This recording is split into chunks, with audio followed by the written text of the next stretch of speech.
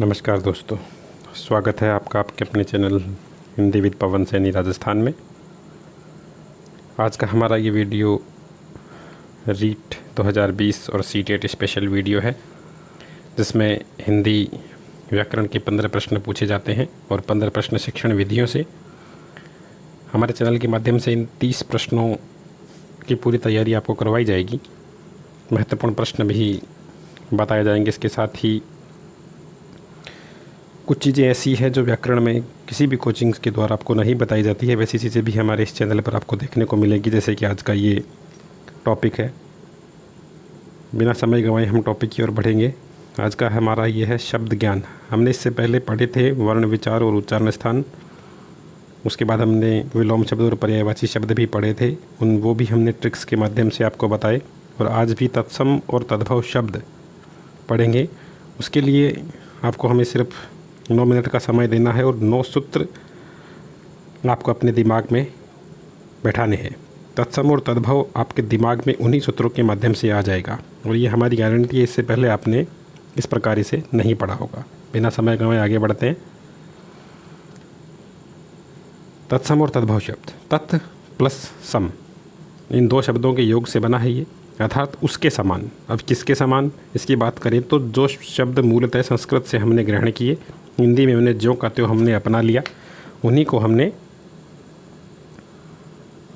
तत्सम शब्द नाम दिया है। अर्थात संस्कृत भाषा के वे शब्द जिन्हें हमने उसी प्रकार हिंदी भाषा में स्थान दिया, वे सारे के सारे शब्द क्या थे?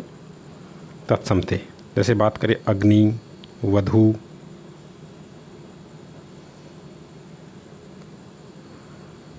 युक्ति, अक्षर, मात्री, दश आदि। उसके बाद ये है तद्भव शब्द। ये भी 2 शब्दों के योग से बना है, तद और भव।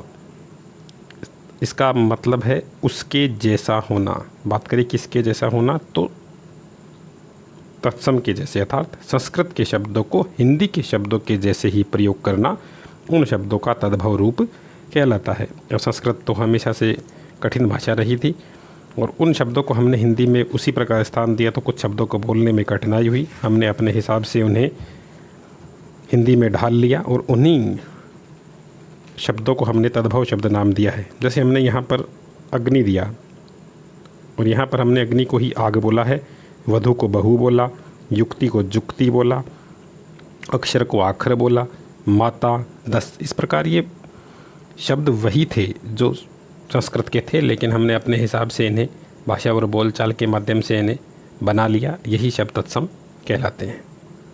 और ये इस अध्याय से प्रश्न एग्जाम में 100% पूछे जाते हैं और अक्सर विद्यार्थी जल्दबाजी में गलती भी करते हैं। किसी प्रकार की गलती की संभावना आज नहीं रहेगी। आप 9 सूत्र हमारे साथ देखिए। कुछ नियमों के साथ हम आसानी से तत्सम और तद्भव शब्द का पता लगा सकते हैं। ये बिंदु आपको निश्चित रूप से एग्ज़ाम में सफलता दिलाएंगे और अभी तक किसी भी कोचिंग्स के माध्यम से इन्हें पढ़ाया नहीं गया है।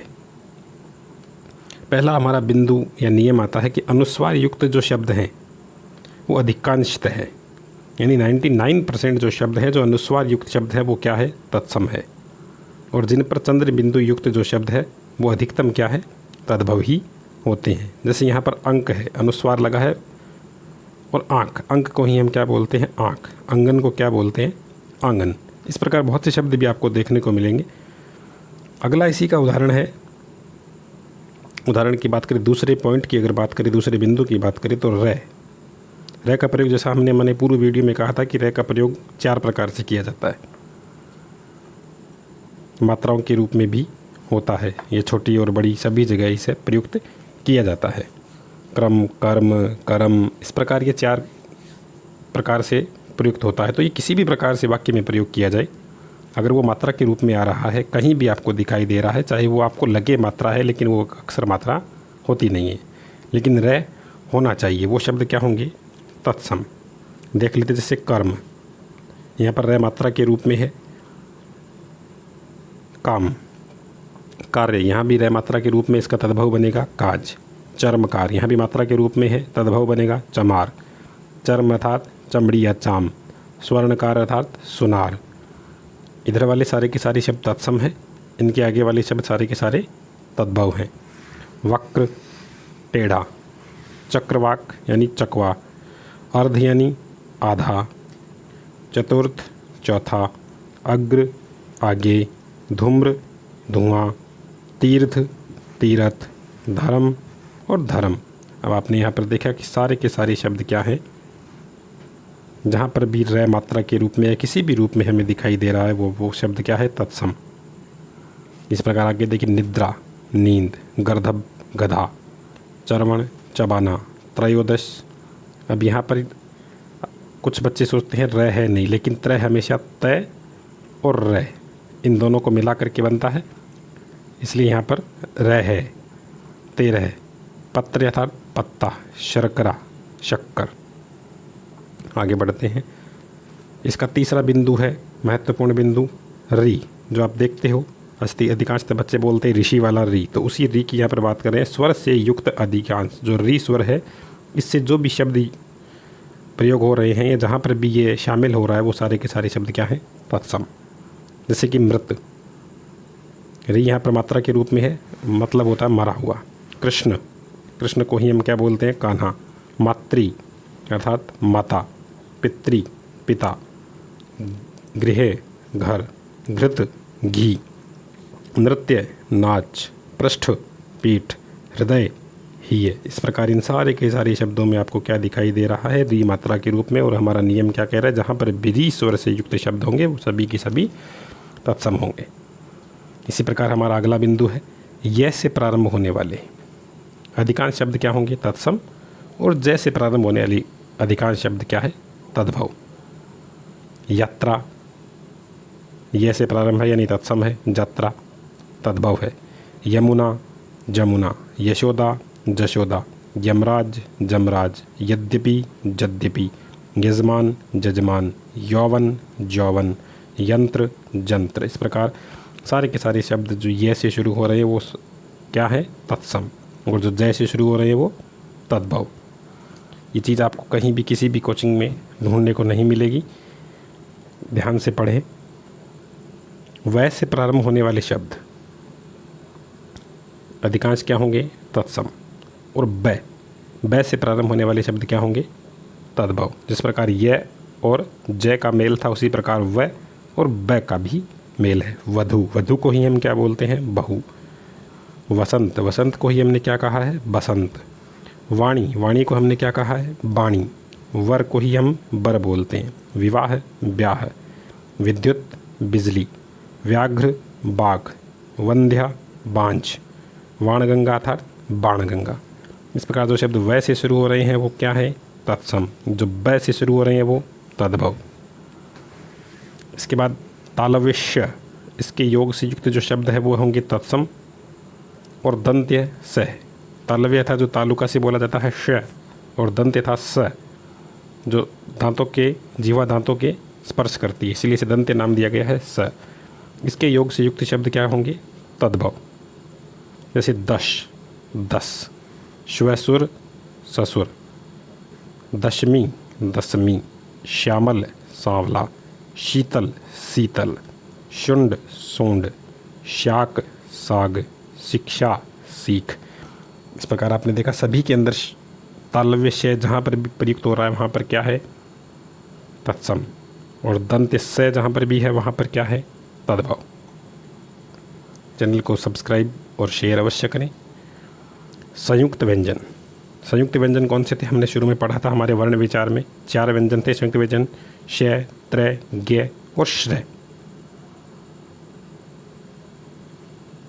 इनके योग से जो भी शब्द बनते हैं वो क्या होंगे, तत्सम। तो जहाँ पर भी आपको शब्द के अंदर श, त्रय, ज्ञ या श्रय दिखाई दे वो सारे के सारे वाक्य किस में चले जाएंगे, तत्सम शब्दों में, और आपकी पहचान आसान हो जाएगी। जैसे क्षेत्र, तो क्षेत्र आपको दिखाई देगा श, अर्थात ये शब्द क्या है, तत्सम।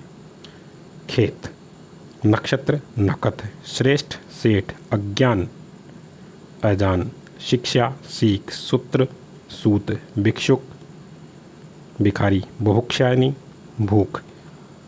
इस प्रकार इन व्यंजनों से जो भी शब्द बनते हैं वो सारे के सारे क्या होते हैं, तत्सम। इसके अलावा हमारा 8वां पॉइंट या बिंदु है वो है द्विगुण, जो कितने बताए थे हमने, 2, अड़ और ढ। इनका अधिकांश प्रयोग जहाँ पर भी होता है वो शब्द क्या होंगे? तद्भव। यहाँ पर बस थोड़ा सा बाकी शब्द हमने तत्सम तद्भव दोनों देखे, लेकिन यहाँ पर जहाँ पर भी ये शब्द आपको दिखाई दे वो क्या होंगे? तद्भव। जैसे रूढ़, ये क्या है? तत्सम, लेकिन रूढ़ ये क्या है? तद्भव। कुठार तत्सम, कुल्हाड़ा तद्भव। कुष्ठ तत्सम और कोढ़ तद्भव। इसका अंतिम बिंदु ध्यान रखने योग्य आज का 9वां बिंदु, 9वां पॉइंट। इन 9 पॉइंट्स में आपके पूरे तत्सम और तद्भव शब्द क्लियर हो जाते हैं, एक भी प्रश्न गलत होने की संभावना नहीं रहती है। अंतिम पॉइंट है इसका आधे अधूरे यथार्थ। जो हलंत वर्ण के योग से जो युक्त शब्द हैं वो क्या होंगे? तत्सम होंगे। जैसे दो शब्द बीच में आधा व्यंजन प्रयुक्त किया जाए वो क्या होंगे? तत्सम। जैसे अग्नि, आधा आ रहा है, क्या बनेगा? आग। सौभाग्य, यहाँ पर भी आधा गया आ रहा है, सुहाग। कच्छप, आधा च आ रहा है, कछुआ। अष्ट, 8। इस प्रकार बहुत से उदाहरण आपको देखने को मिलेंगे। अधिकांश उदाहरण हमने इन्हीं स्लाइड्स के माध्यम से आपको दे दिए हैं। आप इन्हीं के दूसरे भी प्रयास करेंगे तो भी आपको इसी प्रकार के उदाहरण देखने को मिलेंगे और आपका एक भी प्रश्न गलत नहीं होगा। तत्सम और तद्भव दोनों ही रूपों को शुद्ध माना गया है, लेकिन तत्सम शब्द तद्भव की अपेक्षा अधिक शुद्ध और प्रामाणिक माने जाते हैं। इन दोनों को हमने शुद्ध माना है। तत्सम क्या थे? मूल संस्कृत से लिए गए, और तद्भव उन्हीं शब्दों को आसान बनाने का हमारा तरीका था, उसी को हमने तद्भव नाम दिया है। वीडियो को लाइक और शेयर अवश्य करें, चैनल को सब्सक्राइब करना ना भूलें। कुछ प्रश्न है, सिर्फ तरीका बताया है, बाकी हम प्रश्नों के लिए अलग से एक वीडियो बनाएंगे जिसमें हम मिक्स सारे प्रश्न करेंगे रीड से संबंधित। इसलिए चैनल को लाइक, शेयर और सब्सक्राइब अवश्य करें ताकि आपको महत्वपूर्ण प्रश्न भी मिल सकें। निम्न में से तद्भव शब्द एग्ज़ाम में किस प्रकार पूछा जाता है? निम्न में से तद्भव शब्द कौन सा है या कौन सा नहीं है? तो 4 उदाहरण आपको दिए जाते। तो इसने पूछा है तद्भव कौन सा है? सीख, अद्य, धैर्य और अग्नि। ये अग्नि लिखा था लेकिन अग्न हो गया। अब आपको तद्भव शब्द ही ढूंढना है। अध्यय तत्सम है, आधा दै और ये मिलकर ध्यय बनता है इसलिए तत्सम है। धैर्य हमारा आधा रे आ रहा है, तत्सम है। यहाँ पर अग्नि था, तत्सम है। लेकिन सीख, सीख क्या है? तद्भव है। इसी प्रकार अगला उदाहरण है तत्सम शब्द में से नहीं है, वो ढूंढना आपको। तो पाषाण, आप अपने नियम लगाइए 9, कोई भी एक नियम जरूर लगेगा। पाषाण, अंकुर, उच्च और हिरण। पाषाण तत्सम है, अंकुर अनुस्वार युक्त है, तत्सम है। उच्च आधे वर्ण व्यंजन का प्रयोग हुआ है, तत्सम है। लेकिन हिरण, हिरण क्या है? हिरण का तत्सम शब्द होता है हरिण और तद्भव होता है हिरण, इसलिए सही होगा हिरण। आंवला का तत्सम रूप हमें इसमें पहचानना है, कौन सा है? आम्र, आमलक, अम्ब या अमूल।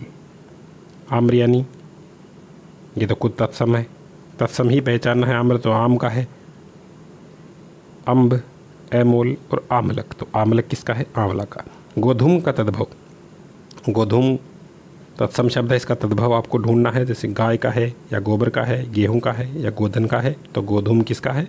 गेहूं का। निम्न में से तत्सम शब्द समूह कौन सा? इस प्रकार का प्रश्न भी आजकल बहुत पूछा जाता है।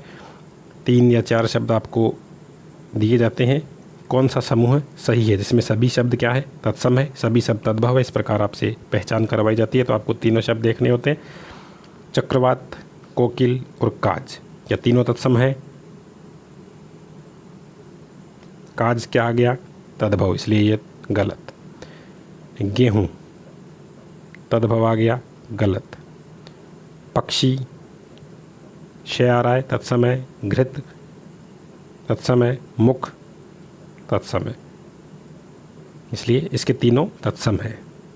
अंगूठा, अमोल और जीभ, जीभ, जीभ क्या है? तद्भव है, जीभ का जीवा होता है, तत्सम, इसलिए इसका सही होगा नंबर 3, पक्षी, घृत और मुख।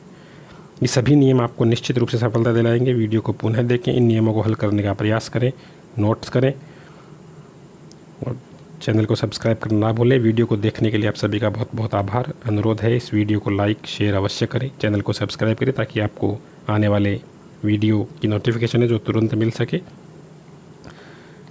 जय हिंद, जय भारत।